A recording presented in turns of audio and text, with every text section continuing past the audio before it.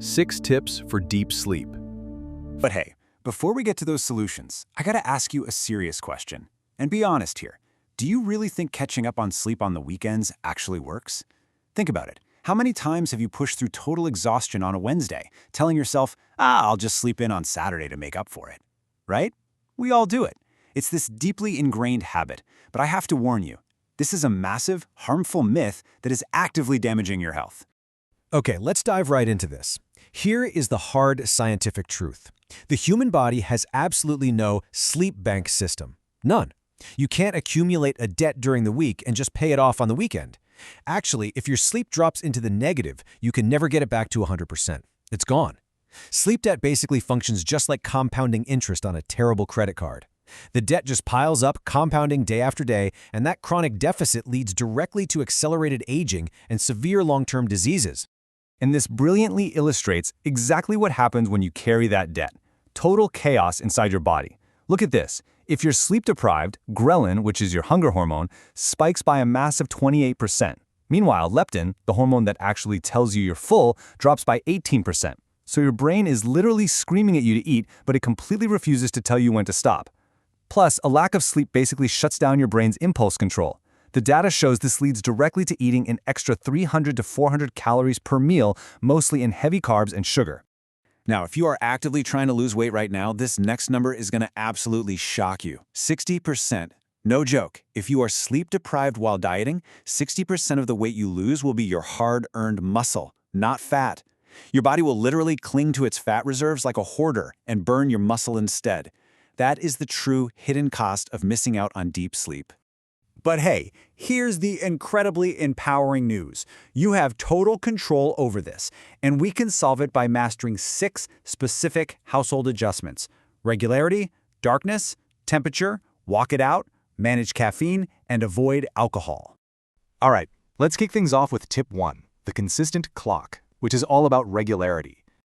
You know, our brains are basically pattern recognition machines. They fundamentally thrive on a predictable schedule. And because we just learned there is no magical sleep bank, creating a strict, unvarying daily schedule is hands down the single most effective way to increase both how much and how well you sleep. You have to train your brain. That means going to bed and waking up at the exact same time every single day. And yes, I'm sorry, but that absolutely includes your weekends. Setting this biological anchor teaches your body exactly when to wind down and exactly when to give you that morning burst of energy. Moving right along to tip 2. The dark cave, focusing on darkness.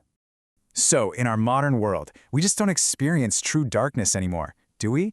Blue light from our screens is literally tricking your brain into thinking the sun is still up. That delays the release of your sleep hormone, melatonin, by up to 2 hours. It's crazy. So here's a practical routine you can do tonight. 1 hour before bed, physically dim the lights in your house by 50 to 75%. This fake twilight is a huge trigger for melatonin.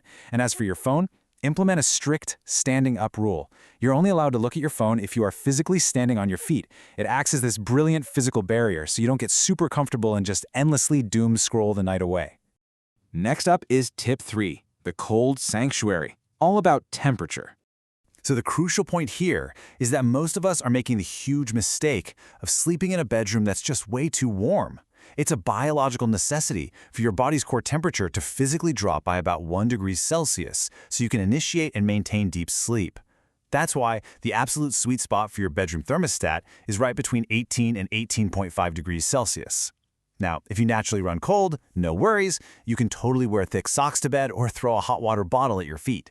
But the ambient room temperature, the air you are actually breathing, must stay cold to signal to your brain that it's time to shut down.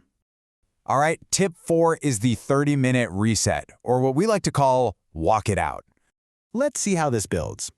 Because if you're lying awake, tossing and turning for 30 minutes, your highly adaptable brain will mistakenly start associating your mattress with feeling anxious and being awake. You absolutely have to break that cycle. Physically get up, leave the bedroom, and move into a different room, like your living room, to use it as a reset zone. Do something really relaxing and low stimulation. Read a book under dim light or listen to a podcast. But strictly avoid screams, work, or food. You only go back to your bed when you are genuinely nodding off. This completely retrains your brain to exclusively link your bed with falling asleep. For tip 5, we're shifting our focus a bit earlier in the day to afternoon boundaries, managing caffeine. Now, what's really interesting about this slide is how it visualizes the lifespan of your coffee. Caffeine masks your exhaustion by blocking adenosine. That's the natural chemical in your brain that signals tiredness. And get this, caffeine has a half-life of 5 to 6 hours. So if you drink a coffee at 4 p.m., half of that caffeine is still fully active in your brain at 10 p.m. It takes 10 to 12 hours to completely clear out. I know, it's super tough to skip that afternoon pick-me-up, but even if you're one of those people who says, oh, I can drink an espresso after dinner and fall right asleep, the science shows caffeine silently destroys 15 to 30% of your deep sleep stages. You wake up unrefreshed, and boom, you depend on more coffee the next day. Keep it to 2 to 3 cups max, and definitely cut it off before the afternoon. And finally, we arrive at tip 6, the illusion of rest. We need to talk about avoiding alcohol. Okay, it's time to impartially look at the science and bust a very widespread myth here, the evening nightcap. The myth tells us a drink before bed is this great natural sleep aid to help you drift off. The reality? Entirely different. Alcohol does not induce natural sleep. It is quite literally a chemical sedative. And while you're sedated, your sleep becomes heavily fragmented. You're waking up in these tiny microbursts all night long without even knowing it. More importantly, alcohol actively blocks REM sleep, which is the exact stage you need for memory retention and emotional regulation. Wow, we've covered a lot of vital ground today, haven't we? Sleep truly is the absolute closest thing we have to a magic pill for our bodies. And as you've seen, getting it back isn't about buying expensive gadgets, it's just about making deliberate small tweaks to your home routines. Setting that consistent clock, managing your lights, chilling the room, walking it out, and setting hard boundaries with caffeine and alcohol. So, I'm going to leave you with this. Tonight, are you ready to rearrange your bedroom and your evening routine to finally reclaim your deep sleep? It's literally the best investment you'll ever make for your health.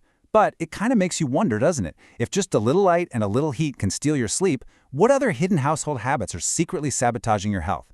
Thanks so much for joining me on this explainer, and hey, sleep well.